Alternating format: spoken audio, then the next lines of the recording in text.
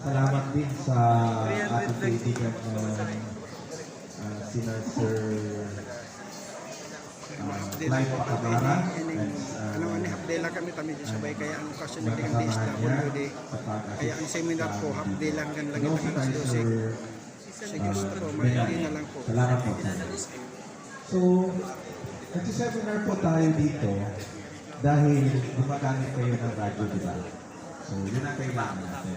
So, sa pag-inspection po kasi ng NTC sa regulatory requirement ng NTC, dalawa pong lisensya ang tinitingnan namin kapag gumagamit kayo ng radyo. Ano po?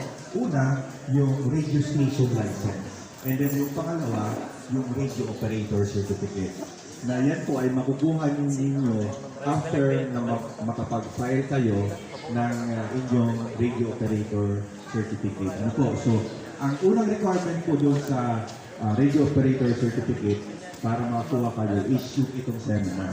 Kasi dati po, bago kayo mapahintulutan mag-operate ng isang radio station, ang tawag po kahit ang tawag po natin dyan sa radio gamit mo, yung portable, yung walkie-talkie na gamit mo is a radio station. Konti lang po ang power niya compared sa mga broadcast station o kaya mga cell sites, kaya regulated po siya. So, kailangan nga po ang seminar nito, Restricted Land Mobile Radio Operator Seminar. Sa title pa lang po, meron siyang sinasabing restriction. So, malaman natin yan kung ano ang inyong restrictions sa paggamit ng radio. So, magsimula po tayo. So, ang topics po natin is part 1 ng ating discussion is about the NTC. Kapag NTC po ang nababanggit sa inyo, ano po ang naaalala nyo? Ganun. Part 2, tatagal natin ang radio laws and regulations. Also, yung mga classes ng paglilipensya na po. And then, we will talk about the Restricted Land Mobile Operator Certificate. Part 3 ng ating discussion is about the basic communication system and traffic handling procedures. So, magsimula po tayo sa discussion sa NTC. Ang NTC po ay attached agency ng Department of Information and Communications Technology. Responsible po ang NTC sa supervision, adjudication, and control ng lahat ng mga telecommunication services and television and radio networks sa buong parte ng Pilipinas. Na-create po ang NTC noong July 23, 1979 under Executive Order number 546 at meron pong quasi-judicial functions at merong regulatory functions ng NTC po. Galing yan sa Board of Communications and also sa Telecommunications Control Bureau. Yung dalawa ngayon sa pong ng gobyerno na yan, na-abolish, so naging NTC po siya. Ang mission ng NTC, the NTC shall maintain a responsive regulatory environment for an effective telecommunications or ICT sector. While the vision, by 2025, a world-class regulatory agency meeting the challenges of the digital world. Isa sa mga functions ng NTC ay i-issue o pagbibigay ng Certificate of Public Convenience and Necessity. Yan ay binibigay sa mga telecommunications company, mga broadcast entities, and also sa mga cable TV. So, pati po cable TV is na-regulate po din ng NTC. So, after na mabigyan ng, say for example dito sa Naga, merong si Smart, merong mga 24 na cell sites dito sa Naga. After mabigyan siya ng CPCN, para mag-install, mag-operate ng lahat ng telecommunication services all over the country, yung bawat isa sa 24 na cell sites na yun, meron naman siyang lisensya na binibigay. So aside from CPCN, merong lisensya yung bawat cell site niya. So parehas din sa inyo, yung bawat radio station na ino-operate nyo is dapat meron din pong lisensya. The NTC allocates, sub-allocate, and allot and assign the use of radio frequency spectrum. So, magmula, pag sinasabi po natin radyo, magmula po yan sa very low frequency na ginagamit sa mga radio navigation, low frequency sa mga maritime radio services, yung AM radio service po natin nasa medium frequency. Yung shortwave nasa high frequency. Yung TV stations natin is nasa very high frequency. Yung ginagamit natin sa mga telepono is nasa ultra high frequency. Yung satellite communications ay super high frequency, and radio astronomy extremely high frequency. So, lahat po yan ay ina-assign na ng frequency ng NTC. Pag sinasabi po kasi radyo, kaakibat palagi niyan ay paggamit ng frequency. Katulad nito, we also conduct seminars for restricted land mobile operator or government radio operator certificate holders. And also, para sa mga higher classes of radio operator, nagpapa-examine po ang NTC. Yan yung mga graduate ng General Radio Communications Operator course na siyang after pagkatapos nilang pumasa sa exam ng NTC, first class radio telephone operators nila, sila po yung nag-maintain and nag-ooperate ng mga ating mga broadcast stations. We also prepare and plan and conduct studies for policy and regulatory purposes. So sa ngayon, ang pinag-aaralan po natin ay yun pa rin yung migration natin sa digital TV, and also yung pag-adapt natin. Actually, nag-roll out na po ng 5th generation of mobile communications, yung sinasabi po ba ng 5G sa ating mga cellphone companies. We also type accept, type approve, or type accept all radio communications and broadcast equipment. So, lahat po na nakita natin na communications equipment, yung cellphones natin, kahit yung mouse, yung radyong portable na ginagamit nyo, yung base station kung meron kayo, ito yung ginagamit sa barko sa kanilang navigational equipment, yung mga router, RFID, lahat na gumagamit ng radio is dapat meron siyang type approval galing sa NTC. Ito po ay ginagawa natin para masiguro natin na ang lahat ng equipment na gumagamit ng radio frequency sa ating bansa ay angkop sa ating mga bands ng frequencies na ginagamit dito sa atin. We also monitor the operations of all telecommunications and broadcast activities and do supervise and inspect the operations of radio stations.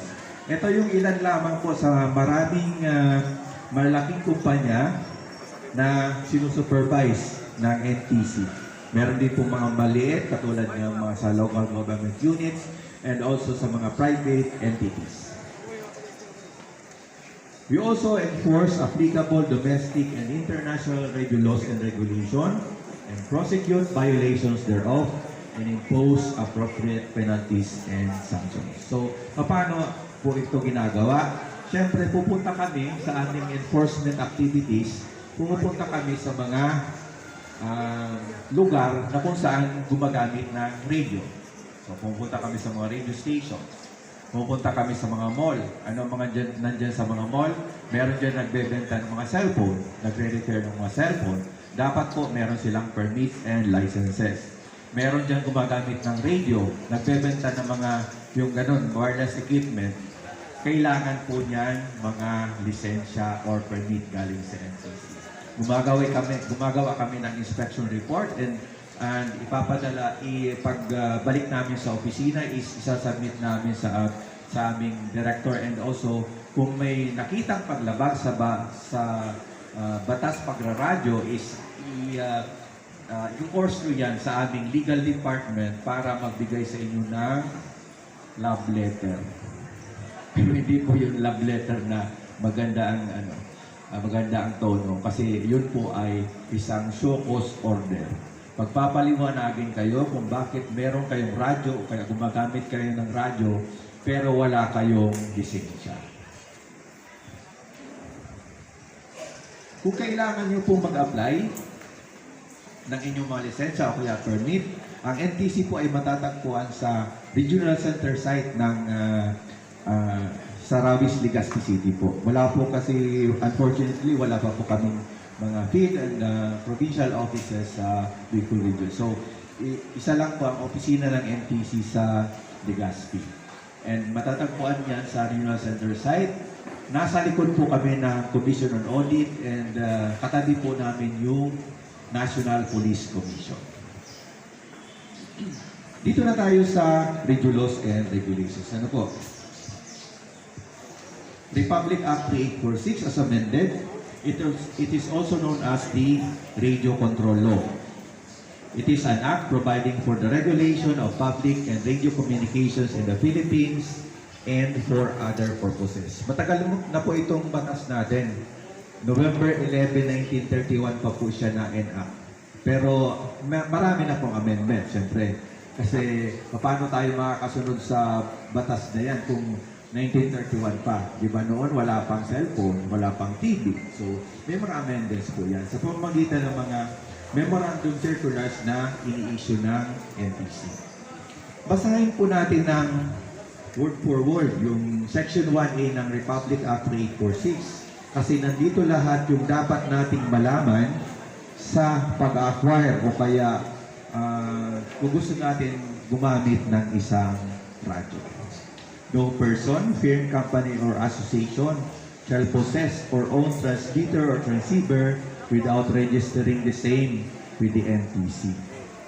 Walang sino mang tao, korporasyon, asosasyon ang magkakaroon na o kaya magmay-ari ng isang radyo, transmitter or transceiver. Ano pang kaiba ng transmitter? Transmitter, nagka-transmit lang.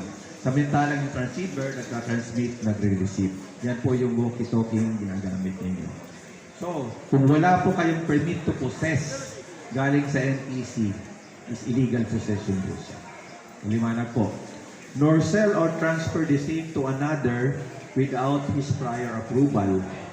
So kung kayo po ay nagbebenta o kaya gusto nyo pong i-transfer mula sa inyo yung radyo, papunta sa inyong kaibigan o kaya sa inyong kamag-anak o kanino man, kailangan po natin ng permit to transfer.